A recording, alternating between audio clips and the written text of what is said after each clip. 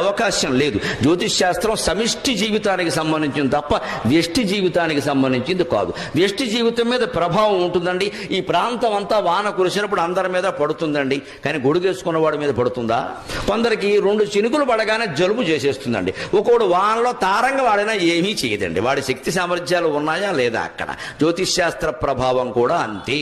స్థిరమైన సంకల్పం, భక్తి, జ్ఞాన వైరాగ్యాలు కలిగిన వాడిని నవగ్రహాలు కాదండి 18 గ్రహాలు ఉన్నవాడిని ఏం చేయలేవు. మొహమాటం ఏం లేదు ఆ విషయం.